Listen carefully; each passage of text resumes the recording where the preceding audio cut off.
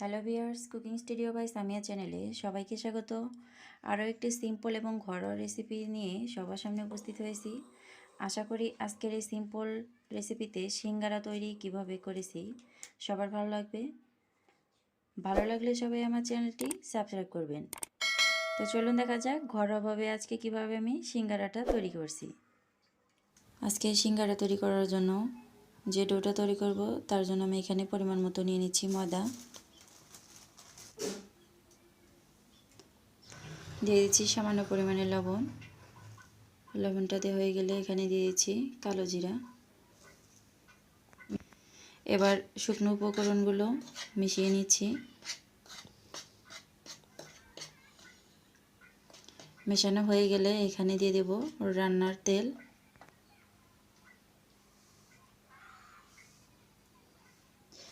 এখানে তেলটা 2 টেবিল চামচ পরিমাণ দিয়ে দিয়েছি।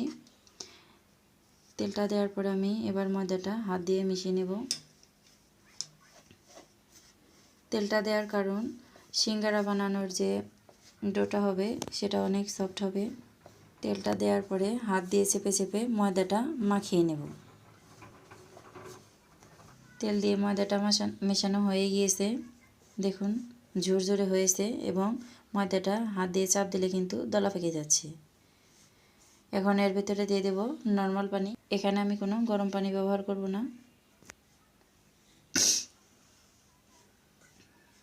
এখানে পানিটা কিন্তু আমি একবারে নিয়ে নিচ্ছি না, একটু একটু করে নেব আর ডোটা তৈরি করব।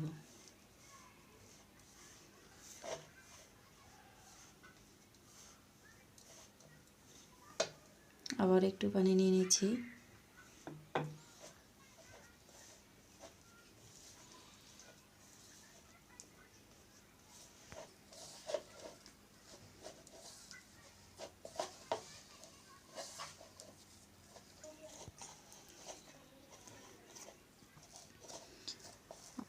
ডোটা কমপ্লিট হয়ে গেছে।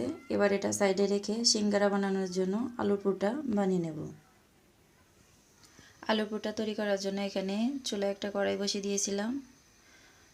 কড়াইটা গরম হয়ে গেলে এখানে দিয়ে দিচ্ছি তেল। তেলটা গরম হয়ে গেলে এখানে দিয়ে দিচ্ছি কালো জিরা, খুব সামান্য পরিমাণে দিয়ে দিচ্ছি, যেহেতু আমি পুরের ভিতরেও কালো জিরাটা দিয়ে দিয়েছি। আর দিয়ে দিচ্ছি পেঁয়াজ কুচি। এবার নেড়ে চেড়ে পেঁয়াজটা ভেজে নেব।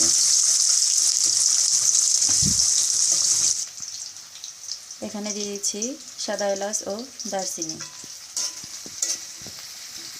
পেঁয়াজটা নাড়াচাড়া দিয়ে ভেজে নেব।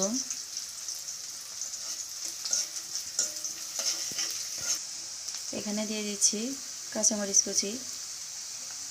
এবার দিয়ে দিচ্ছি এখানে টমেটো কুচি।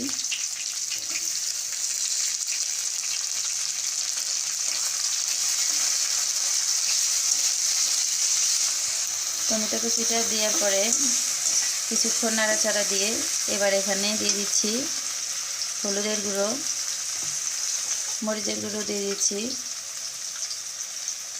ধনিয়ার গুঁড়ো। নাড়াচাড়া দিয়ে নিচ্ছি আবারও।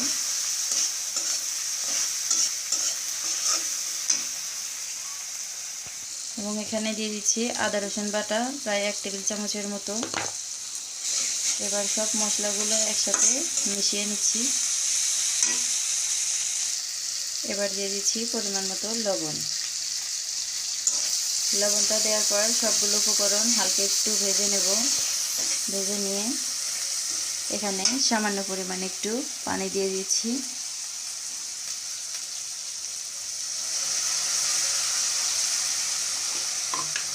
পানিটা দিলাম তার কারণ মশলাটাও একটু কষানো হবে এবং টমেটোটা যাতে গলে যায়, ততক্ষণ পর্যন্ত নাড়াচাড়া দিয়ে মশলাটা কষিয়ে নেব। টমেটো কুচিটা দেওয়ার পরে ভালোভাবে নাড়াচাড়া দিয়ে মশলাটা সিদ্ধ হয়ে আসলে এবার এখানে দিয়ে দিচ্ছি প্রায় 1 টেবিল চামচের মতো গরম মশলার গুঁড়ো।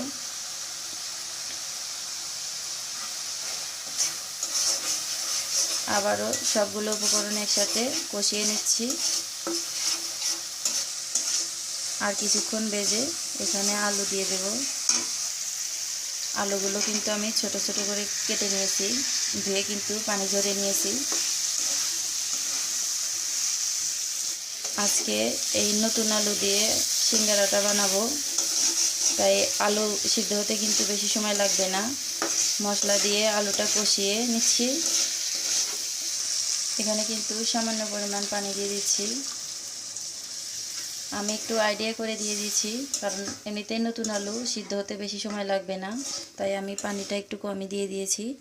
পানিটা দিয়ে নাড়াচাড়া দিয়ে একটা ঢাকনা দিয়ে ঢেকে দেব।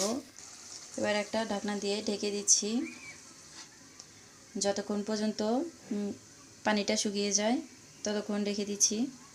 চুলার জালটা কিন্তু মিডিয়াম আঁচে দিয়ে দিয়েছি, যেহেতু নতুন আলু সিদ্ধ হতেও বেশি সময় লাগবে না। আপনারা চাইলে এর ভিতরে দু একবার একটু নাড়াও দিয়ে দিতে পারেন। এবার ঢাকনাটা সরিয়ে কিছুক্ষণ নাড়াচাড়া দিয়ে আলুটা কষিয়ে নেব।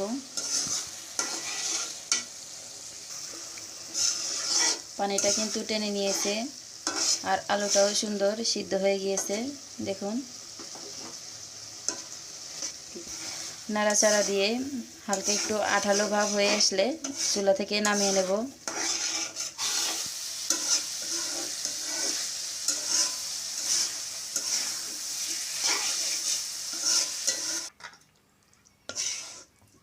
এবার চুলা থেকে একটা বাটিতে নামিয়ে নিচ্ছি। এবার এটা সাইডে রেখে দিচ্ছি। সিঙ্গারা বানানোর জন্য পরোটা বেলে নিচ্ছি, ততক্ষণে কিন্তু এটা ঠান্ডা হয়ে যাবে। দেখুন ডোটা কিন্তু কত সুন্দর হয়েছে। এবার এর থেকে একটু একটু করে লিচি কেটে নেব। সিঙ্গারা বানানোর জন্য একটা একটা করে রুটি বেলে নিচ্ছি।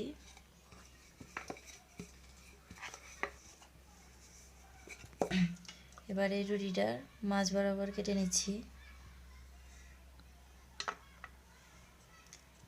একটা রেখে আর একটা উঠিয়ে নিচ্ছি।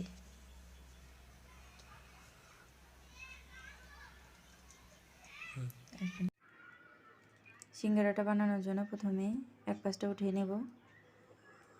এখানে আলাদাভাবে পানির প্রলেপ দিয়ে দেব। এবার অপর পাশটা উঠিয়ে আটকে দিচ্ছি। এবার আঙ্গুলের সাহায্যে মাঝ বরাবর নিয়ে এর ভিতরে পুর দিয়ে দিচ্ছি।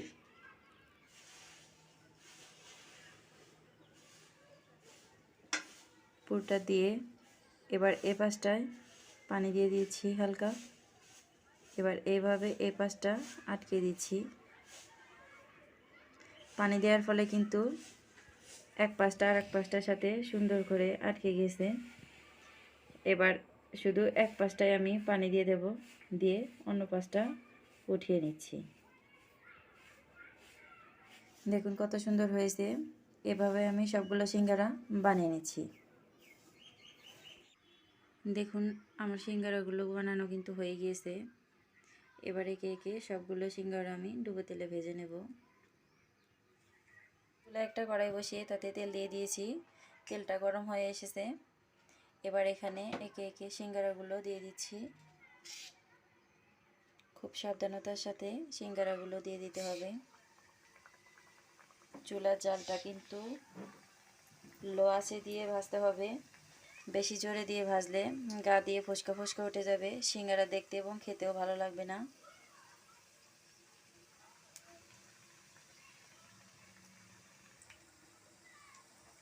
হালকাভাবে নাড়াচাড়া দিয়ে সাইডটা কিন্তু চেঞ্জ করে দিচ্ছি। আজকে সিঙ্গারাটা আমি দুই ব্যাচে ভেজে নিয়েছি। প্রথম ব্যাচে 6টা দিয়ে দিয়েছি, পরেরটার জন্য আমি 6টা সিঙ্গারা রেখেছি। এবার হালকাভাবে নাড়াচাড়া দিয়ে সাইডটা চেঞ্জ করে দেব আর ভাজতে থাকবো।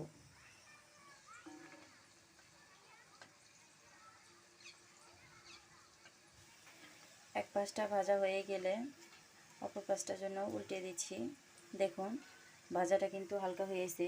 আমি আবার উল্টিয়ে দেব। এ পর্যায়ে আমি উল্টিয়ে দিচ্ছি।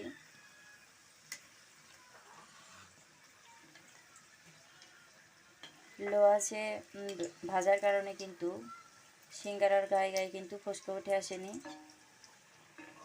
পুরো সময়টা কিন্তু চুলার জালটা একইভাবে রাখবো আর হালকাভাবে নাড়াচাড়া দিতে থাকবো। অপর পাশটাও যখন হয়ে যাবে তখন কিন্তু উল্টাপাল্টাভাবেই নাড়া দিতে হবে, এক পাশ অপর পাশ করে দিতে হবে। উল্টিয়ে পাল্টিয়ে ততক্ষণ পর্যন্ত ভেজে নেব যতক্ষণ না পর্যন্ত সিঙ্গারাটা মুচমুচে হয় এবং কালারটাও চেঞ্জ হয়ে যায়। দেখুন সিঙ্গারার যে পারফেক্ট একটা কালার আছে সেই কালারটা কিন্তু চলে এসেছে। সিঙ্গারাগুলো ভাজা হয়ে গিয়েছে। দেখুন আমার সিঙ্গারাটা কিন্তু কত সুন্দর হয়েছে। এবার সিঙ্গারাগুলো চাকনির সাহায্যে ছেঁকে নামিয়ে নিচ্ছি।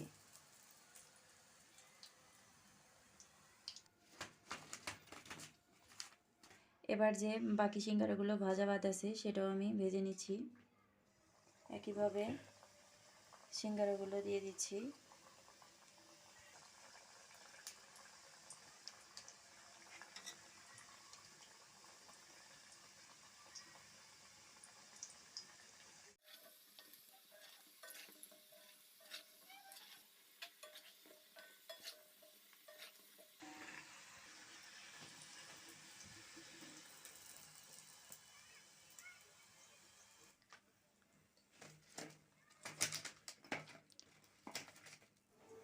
দেখুন আমার সিঙ্গারাগুলো ভাজা হয়ে গিয়েছে। দেখতেও যেমন সুন্দর হয়েছে তেমনি খেতেও কিন্তু অনেক মজা। আপনারা অবশ্যই বাসায় ট্রাই করবেন। বাসায় কেমন হয়েছে অবশ্যই জানাবেন। এটা যদি ভালো লাগে অবশ্যই আমার চ্যানেলটি সাবস্ক্রাইব করবেন, লাইক কমেন্ট এবং শেয়ার করবেন। সবাই ভালো থাকবেন। আল্লাহ হাফেজ।